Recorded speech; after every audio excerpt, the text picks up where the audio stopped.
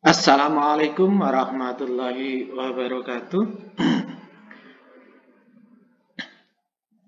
Anak-anak kelas 5 yang cerdas ceria, yang soleh-solehah, masuk semester 2, kita akan mempelajari tema 6, subtema 1, pembelajaran 1. Untuk tema 6, subtema 1, pembelajaran 1, muatan pelajarannya apa ya? Muatan pelajarannya adalah IPA dan Bahasa Indonesia. Mari kita pelajari muatan pelajaran IPA dan Bahasa Indonesia.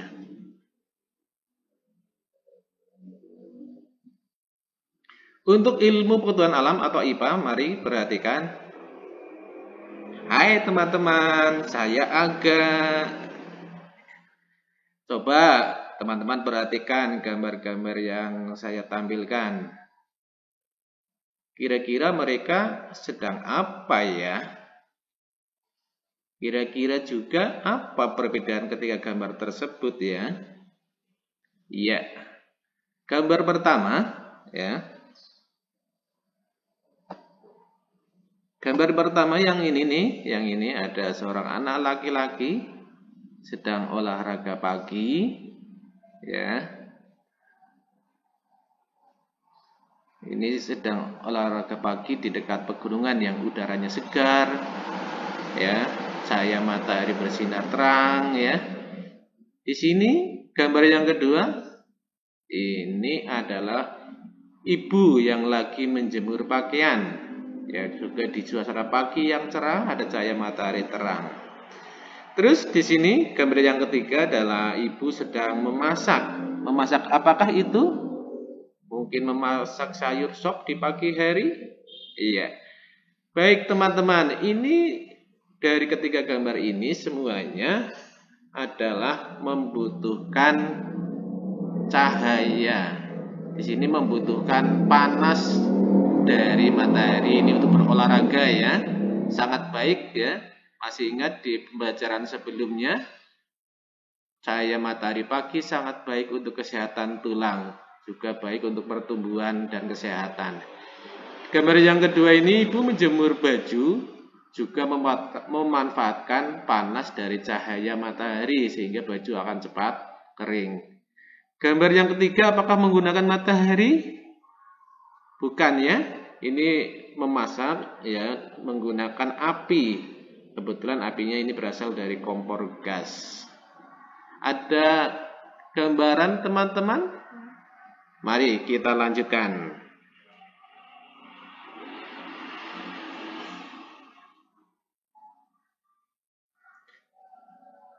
Ya, dalam kehidupan sehari-hari, manusia kita semuanya tidak lepas dari aktivitas atau kegiatan yang berhubungan dengan kalor.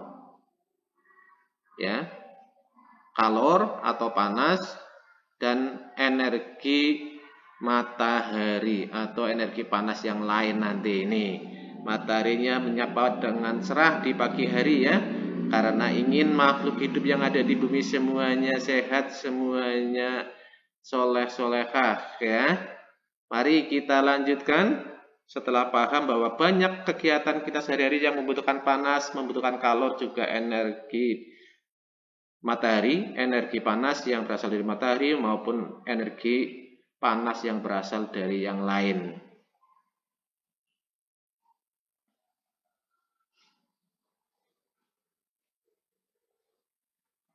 Iya. Apakah kamu tahu? Apakah teman-teman tahu? Baik, ya. Ini obrolan Najwa dan siapa ini? Ya, Aga mungkin ya. Ini Aga bertanya dulu ya, apa itu kalor? Ya, Najwa yang sudah belajar, tentu aku tahu. Kalor atau panas, ya atau panas atau kalor adalah energi yang berpindah akibat perbedaan suhu.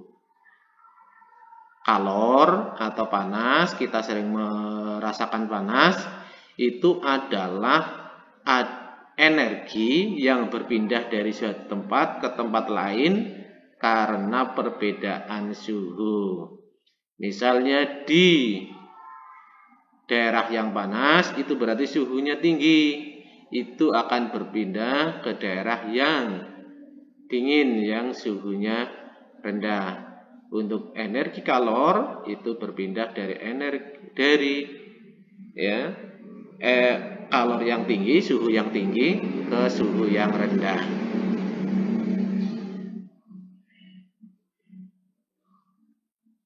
Terus, apakah kamu tahu juga nih obrolannya berlanjut ya? Sekarang Nazia yang tanya dulu. Sekarang coba kamu tahu apa tidak macam-macam sumber energi atau apa yang disebut dengan sumber energi panas ya? Tahu dong, sumber energi panas adalah benda-benda yang dapat menghasilkan panas. Ini pertanyaan Nazia adalah apa yang dimaksud dengan sumber energi? Sumber ya, ingat sumber berarti menghasilkan. Panas berarti menghasilkan panas. Sumber energi panas berarti benda yang dapat menghasilkan panas atau kalor. Baik, kita perhatikan sumber energi panas di bumi ini, ya, di alam ini. Pertama apa tuh? Matahari, betul. Yang kedua, api. Yang ketiga, PLN. Yang ketiga, tangan, masa sumber energi. Nanti kita bahas. Coba, pertama adalah matahari. Ini sumber energi yang paling besar di alam ini, yang terbesar di alam ini. Yang kedua, api. Yang ketiga, sekarang zaman modern, setelah banyak kemajuan, ternyata panas juga kita dapatkan dari listrik. Yang keempat adalah gesekan dua benda. Tidak hanya tangan, ya, ini bisa tangan, bisa benda yang lain. Baik, kita pelajari kira-kira matahari untuk apa saja ya energi panas yang berasal dari matahari. Iya. Yang utama fotosintesis. Masih ingat fotosintesis? Iya, proses pembuatan makanan pada tumbuhan hijau. Sebagai produsen, tumbuhan hijau itu membuat makanan sendiri, ya, dengan bantuan cahaya matahari. Nanti tumbuhan bisa hidup, tumbuh berkembang, berbuah, nanti buahnya atau hasilnya, daunnya, batangnya bisa dimanfaatkan oleh makhluk hidup yang lain. Kita termasuk manusia, ya, makhluk hidup yang sangat bergantung pada tumbuhan.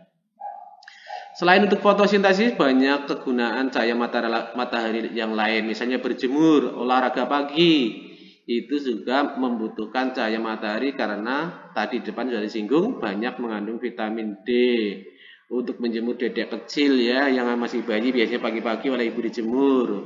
Untuk menjemur baju, menjemur yang lain lah, ya, menjemur ikan asin, menjemur padi kalau petani sudah mulai panen.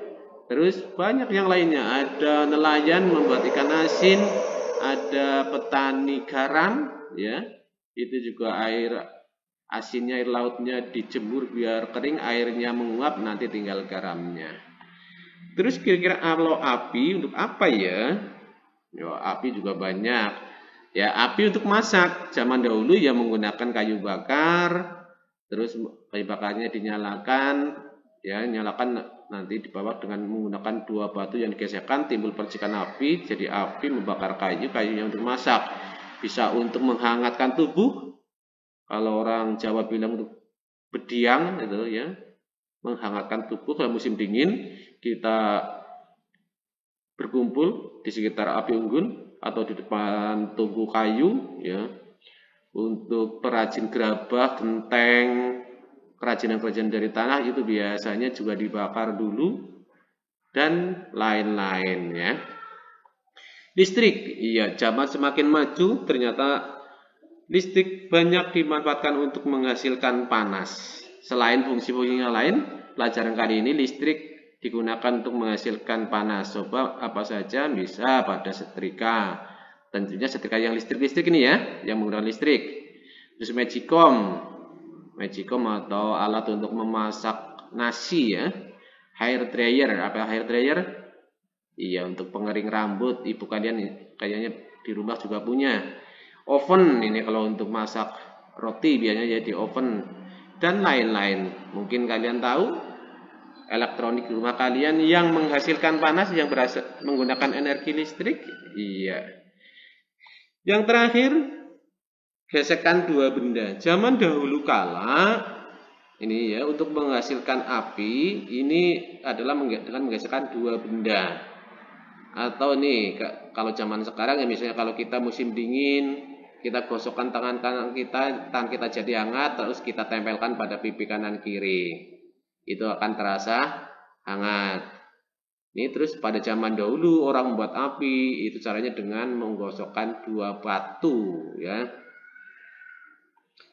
Baik, itu fungsi dari sumber-sumber energi panas yang ada di alam ini, dari yang paling besar matahari sampai benda yang digosokkan.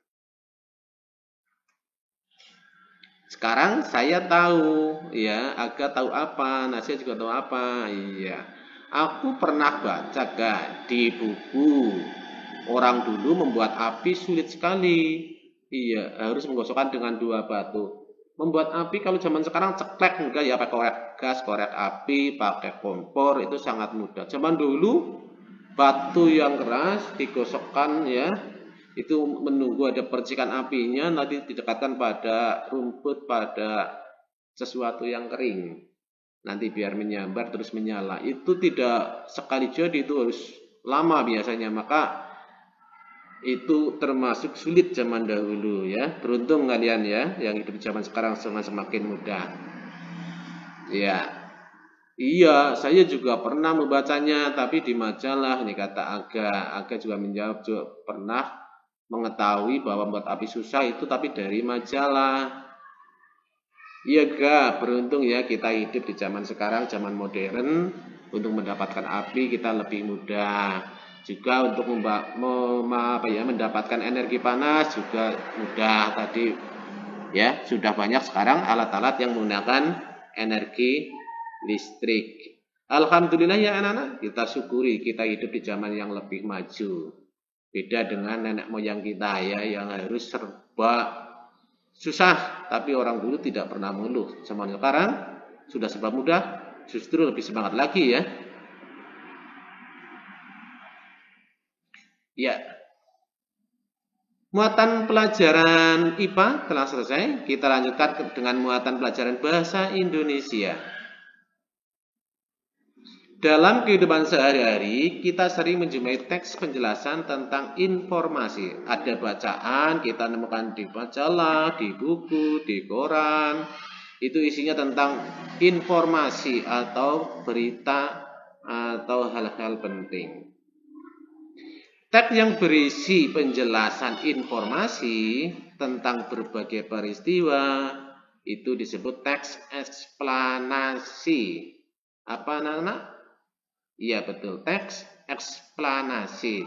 Sekarang yang lagi aktual dan faktual adalah berita tentang Gunung Semeru yang meletus. Di situ ada beritanya, ada bacaannya tentang peristiwa meletusnya Gunung Semeru di mana? Ya, di Jawa Timur ya. Itu kalau bacaan itu di situ ada penjelasan tentang informasi, berarti tergolong teks eksplanasi ya. Ingat-ingat ya, teks eksplanasi. Kita lanjutkan.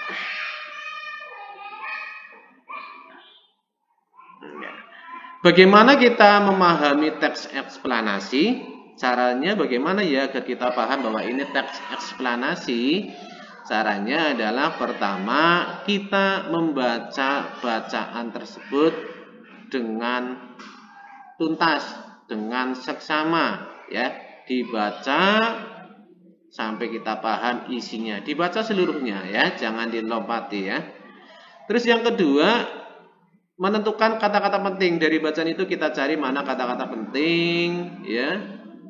Terus digarisbawahi kalau perlu di stabilo ya.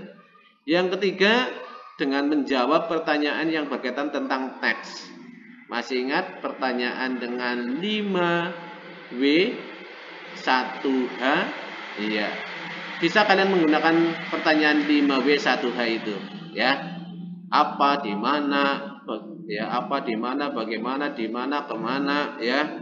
Bagaimana, ya. Terus, ya, kita coba, ya, memahami teks bacaan berikut ini. Coba kita simak bareng-bareng. Ada bacaan, kalor merupakan salah satu bentuk energi yang dapat berpindah dari suhu tinggi ke suhu yang rendah. Kalor dapat menaikkan atau menurunkan suhu. Semakin besar kenaikan suhu, maka kalor yang diterima oleh benda tersebut berarti semakin besar juga. Sebaliknya, jika semakin kecil kalor yang diterima oleh benda tersebut, maka kalor yang diterima benda tersebut juga semakin kecil. Sudah paham anak-anak tentang teks eksplanasi ini? Belum? Kalau belum, kita cari kata kuncinya dulu. Kata kunci dari teks eksplanasi ini adalah kalor dan suhu. Ini ya, kita temukan ada kalor ini, kalor, terus ada suhu, kenaikan suhu. Ini yang paling utama, kata kuncinya adalah kalor dan suhu. Terus kita tentukan lagi yang lain apa? Menjawab pertanyaan. Ya, Pak Guru contohkan 1. Menggunakan pertanyaan W yang pertama, apa atau apakah. Apa yang dimaksud dengan kalor? Apa, ya?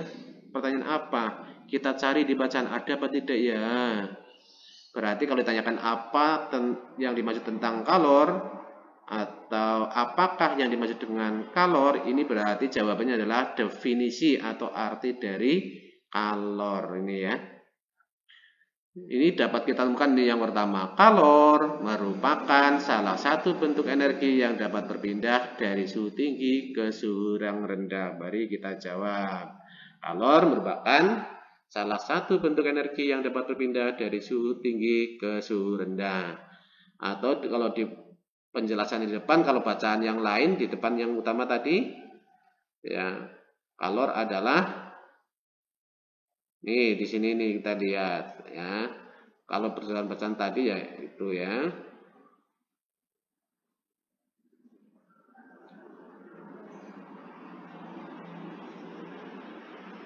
Di depan tadi sudah kita pelajari tentang definisi kalor.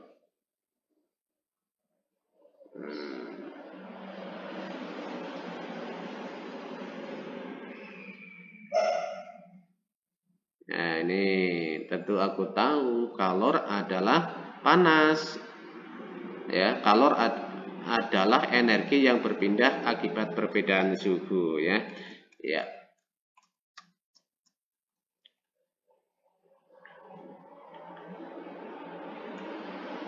Baik, kita kembali ke teks eksplanasi lagi. Ya. Cara yang kedua tadi untuk mengetahui bacaan teks eksplanasi adalah dengan menjawab pertanyaan dari teks ya. Kita cari jawabannya ada di teks tersebut. Apa yang dimaksud dengan kalor? Di sini sudah ada. Menjawab pertanyaan dengan pertanyaan yang lain ya. Ya. Dengan pertanyaan apa lagi ya kira-kira ya? Masih banyak, masih ada 4W dan 1H ya. Dengan bacaan yang sama, kita jawab pertanyaan dengan pertanyaan yang berbeda. Kapan kalor dapat berpindah? Kalor, ini kapan dapat berpindah? Nih, kalor akan berpindah jika ada suhu yang tinggi dan rendah. Ya, karena kalor akan berpindah dari suhu yang tinggi ke suhu yang rendah. Kalau ada perbedaan suhu, berarti kalor akan berpindah. Pertanyaan yang lain, ada bagaimana, ada di mana, ada kemana, itu silakan berlatih sendiri di rumah ya. Ini sebagai contoh saja. Baik anak-anak, selesai sudah materi tentang pembelajaran 1. tema 6, subtema 1, ya. Muatan pelajarannya adalah IPA dan Bahasa Indonesia. Ya. Terima kasih ya. Teruslah semangat belajar ya. Teruslah kalian berkarya, manjada wajada. Barang siapa bersungguh-sungguh pasti akan berhasil. Kalian sungguh-sungguh belajar, insya Allah nanti cita-cita kalian akan berhasil. Terima kasih, sampai jumpa lagi pada pembelajaran berikutnya. Assalamualaikum warahmatullahi wabarakatuh.